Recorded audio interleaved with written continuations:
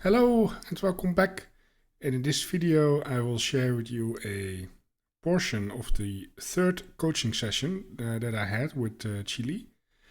Now, previous to this session, I had a kind of a rough week with a lot of tilt. So this session was wrapped around that theme of dealing with tilt. And yeah, what I was struggling with was sometimes getting good positions, sometimes even winning positions, but just didn't saw the right continuation or ideas, got tilting and blundered. Well, that happens to everybody, and that happens to Chile as well. And he showed me some important games to him where that happened, and it actually helped to see a strong player struggle with that from time to time as well. So puts things in perspective. So what you're about to see is an important game that Chile played. He got a great position, saw his opponent making bad moves, but tilt got in the way. So have fun with this lesson, and here we go. A bit of me now. So here we go. Knight f3, and this is good because at this time I was already playing the Reti. This was a regional championship, and if I were to win this game, actually, let me tell you something else that happened before this game. So this was the final round of the tournament, and I'm playing against the 1400. And she's not underrated. This was actually her rating. She was just playing really well in this tournament. And the round before this, I was supposed to play a FIDE Master, and I was preparing all night because what happens is you play 2 rounds in one day, and that round, so basically 8 hours of chess. I got home at 11 p.m. and I prepared till 3 a.m. in the morning. And I found one line which was amazing for me, and I was gonna win that game if we played that line. And I get to the tournament, and what happens is pairings changed at 3 a.m. in the morning.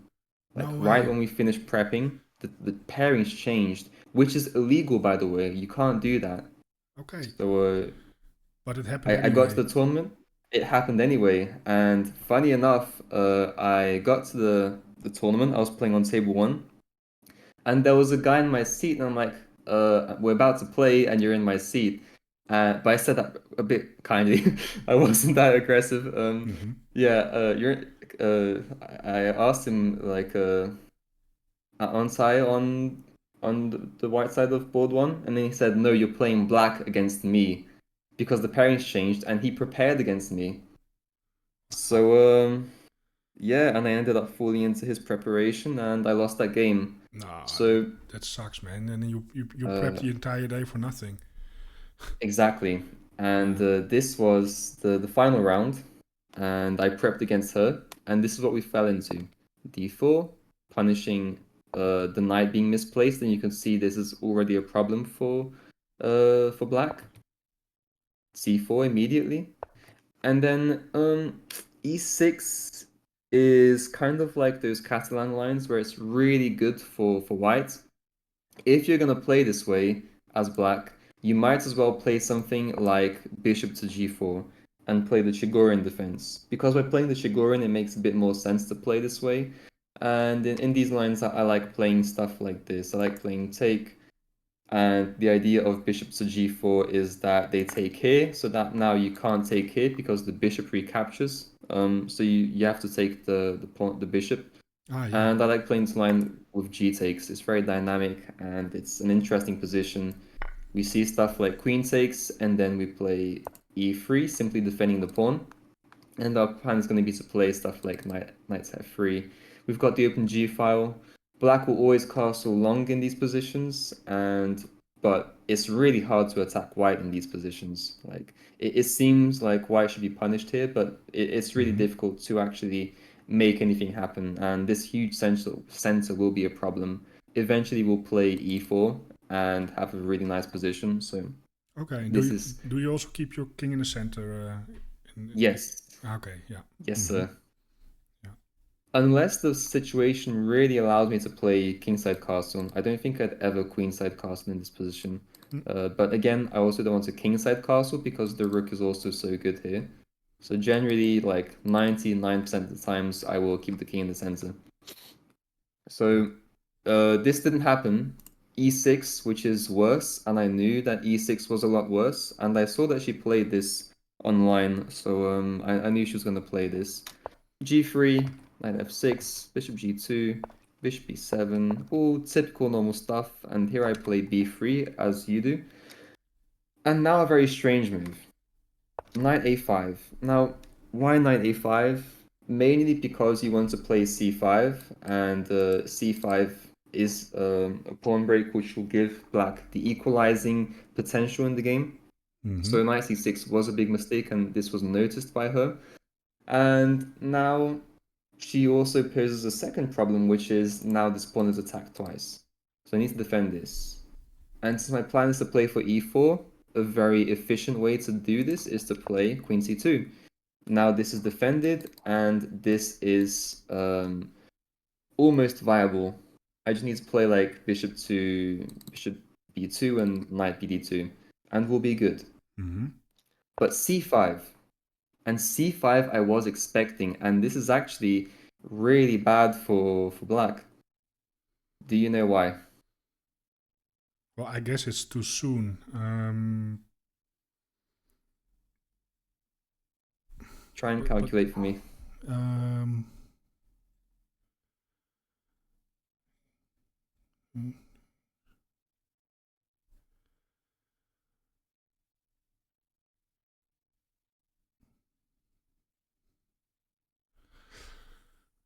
Well,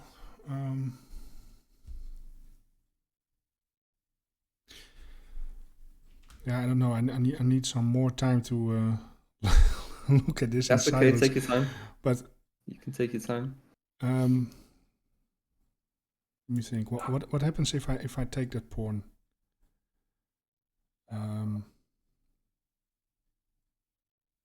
And she retakes. I can take this one, and then the bishop is hanging. That looks pretty annoying. And so that's actually winning a pawn for white. How about if they try, let's say, takes, and then to avoid playing bishop takes c5 immediately, they play d takes c4. Can I push by then? Kick the knight and Yeah. keep the pawns? Yep. And that's what happens in the game. Okay. So you can see it's really simple. You found this in less than a minute, and I was shocked that she played this. I was really shocked because this is just illegal, right? D takes, and then D takes, and then I have an extra pawn. I am super happy here. The knight goes back to c6, and I'm winning this pawn. So yeah, this was a very nice position. And to make things even worse, she plays a6. So a6 is a very big positional mistake here. First of all, you're weakening this square. So you can imagine me getting a knight to the square would be excellent. So this would be amazing. And the second thing is you would like to have some form of pushing and destroying my structure. Let's say b6 would be very nice if the position would allow it, because then you could maybe take here and stuff like this. Of course, I'm always going to have a3, but let's say I play a mistake like a4, then maybe b6 would come in. And furthermore, this is your minority. This is the most important point, actually. This is your minority, and this is my majority. So you want to keep your minority as far back as possible, to keep it as protected, and just don't touch it, because the more you touch it, the easier it becomes for me to make a pass pawn. Now, all I have to do is play a4 and b5. Whereas in the other position, all I had to do, I actually had to make a lot more progress, like a4, b5, and then c6. So it's an extra move that I'd have to waste. In any endgame, this would be harder to win than this. This makes it a lot easier to make a pass pawn and win the game. Yeah. So a huge mistake. Knight c3, knight d5, and the idea is she wants to play bishop f6 to kind of add pressure to this knight.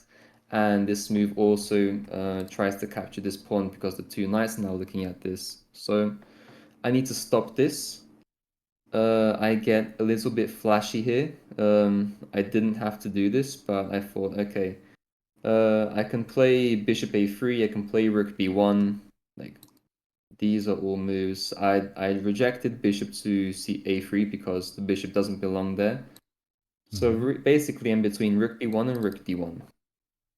The better move was rook b1, if I'm not mistaken. Let me check. B1 or D1? Okay. I was thinking this was the better move, but actually the move I played was better here. So the idea is you stop this because the knight's pinned, and you stop this because the knight's pinned. So the knight can't do any of those things. And I'm threatening to play e4. Yeah, I see. Nice. So queen e8, again, another sad move to play. Rook b1, bishop f6, and this was the point where everything just fell apart. So here, the better move was to play knight e4, because I get to jump my knight into d6, and this is really good. And I calculated this. I saw this to the end of the line, but I misevaluated it, I guess.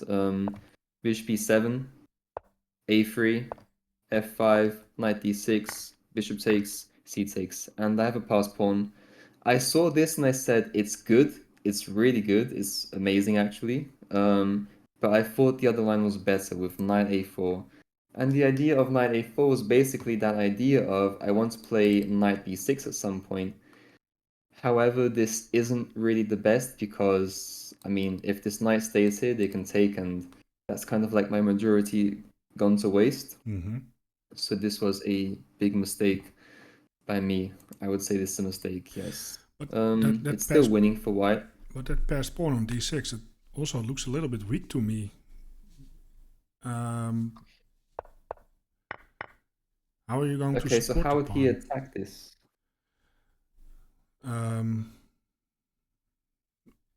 Yeah, I don't know. Maybe he can. I don't know. Maybe he can wrap the other knights with the queen and the rook. Well, whenever there's a knight touching a something on, you could say, horizontally or vertically, like on the next y axis, you can never hit this. You can never capture this in one move. You'd have to play at least two moves. So let's say this and this. So this would take some time. If you play this, then my rook starts defending. I can easily double up soon. I can play bishop here. I can play even bishop f4 at that point, and queen c5. So there are many moves that I can play to do this. I can even just leave this pawn for black to recapture and do other stuff in the meantime, like let's say bishop b2 and this. And the time he's going to spend to capture this pawn, I'm going to be threatening mate and stuff like this. Or maybe knight here, here. So many plans. So it's okay, the pawn is a bit weak. We can even give it up and just make it a sacrificial pawn. So yeah, I see. This was again a mistake. Knight e5. I saw this as well on the line. But I thought here is just take. And I saw queen takes. And I was thinking, okay, again, so here's the thing. Your rook's hanging, your knight's hanging, you need to defend both. There are only two logical moves you could play. And also your pawn's under attack, so your pawn's hanging. So these three things are hanging. There's only one move that stops everything, which is bishop f4, right? And by playing this, you defend the rook, defend the knight, defend the pawn. So this would be the best move. Guess what I played in this position? I don't know, bishop b2? Or I played knight g4. And I hung my rook.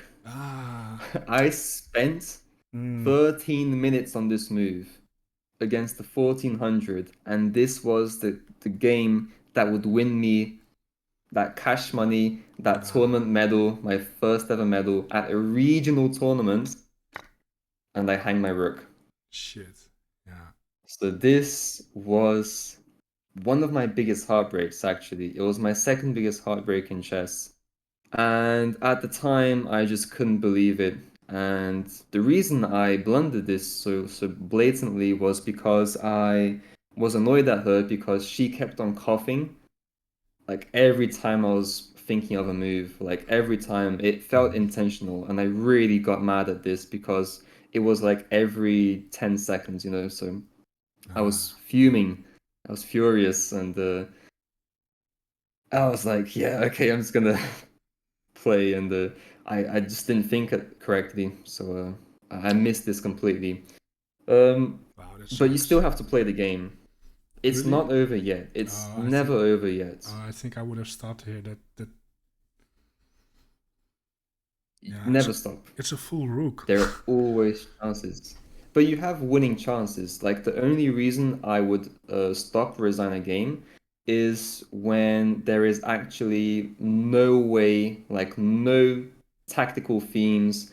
There's absolutely nothing on the board. And there are some themes, and you'll see now how even being down a rook, I'm gonna try and add pressure. So now it's go time. We need to add pressure and we need to play for mate. Otherwise, we're gonna get crushed. So Bishop f1 is forced.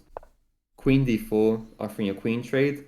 No, sir. We play knight takes here to get rid of the bishop, because by getting rid of the bishop, we have some chances. Queen takes, bishop b2, and we're lining up against this king. You can imagine a future queen g4, let's say, would be a good attacking possibility. So queen e7. E3 is a move I play. I'm not sure if this was the best, but the idea was I want to get this bishop in and have these two bishops lining down this king. Yeah. Bishop d7, bishop d3 as planned. It looks scary. And this is a very testing move because you're threatening to trade off the bishops. And if this happens, black's defense would be very easy. So I need to play something here which is aggressive. So we need to play something with tempo. The only tempo move we have is threatening mate. And if we go to queen g4, they actually have knight f6, and we have to move the queen again. We lose our bishop. So the only move is queen d4. Knight f6, practically forced. And now we save the bishop. We save the bishop and we save our attacking possibilities. And it comes at the cost of rook fd8, which is fine. And then we play this move. Again, trying to be as sneaky as possible, lining up this now. Takes, takes, and takes, just hoping for something. Yeah. It's really hope chess at this point because there really isn't anything. Even if I take this, I'm not winning, I think. But we have to try. Bishop d3, forcing the trade of bishops, I have to accept. Now, okay, I'm thinking, how can I go about this? Maybe I can play bishop e5 and just avoid any more trades. But rook a d8, king g2 to avoid the trade of rooks, rook d2, queen c4. Trying to play for this majority now, trying to play for this and this. But this move was super strong because now you're threatening a queen trade. So between the lesser evils, we always take the lesser. But actually, the funny thing is, after this, the queen trade is still forced. Oh. And you would think that, yeah, you you would think I'd resign here, right? Yeah. You would think, okay, this is over. You can just resign. No, we still try. We still try. We've still got the majority. We've still got some form of winning chances. We keep playing. So we're trying to push these pawns. We accept this bad pawn structure. It's okay. We're trying to get our king in now. We've still got this move. Here, we've still got this move. And then this move, we're losing the pawn. It's not even a majority, but maybe we can make something happen if we're lucky. h4, and then rook b2 is over. Yeah, it's too much. So here, I did resign after bishop a3, rook here, just see if he makes a mistake. And then I lose the pawn. And then that's it, I resign. But you play on. you That's play on. true. You need to have that fighting spirit in you. Yeah. Well, And I'm also she played pretty clinical after the rook blunder. yeah, I mean Yeah. it wasn't really that difficult though. Yeah, but still, I mean yeah. Yeah. being up a rook like this, the game plan becomes really easy. Like the queen trader is right there staring at her in the face, and from here, yeah, she did play a good defensive game here by trading off the light square bishops like this. So this was the only. It was actually one of the really good defensive ideas she had. So she was a good player also for finding it. You can't take away credit from her. She did win the game with close to 100% accuracy. So yeah, All right, that was it for today. I want to thank you for watching. If you liked the video, please like, subscribe, or leave a comment. That would really be appreciated. And soon there will be more of this type of content on the channel. So just be patient, it will get out there. And I hope I will see you back tomorrow for something new. Probably a new game, a rapid game, 15 minutes, 10 seconds increments. No, that's not true. Tomorrow is Sunday. Tomorrow will be the subscriber game. So have fun with that. And then I will see you there. All right. Bye.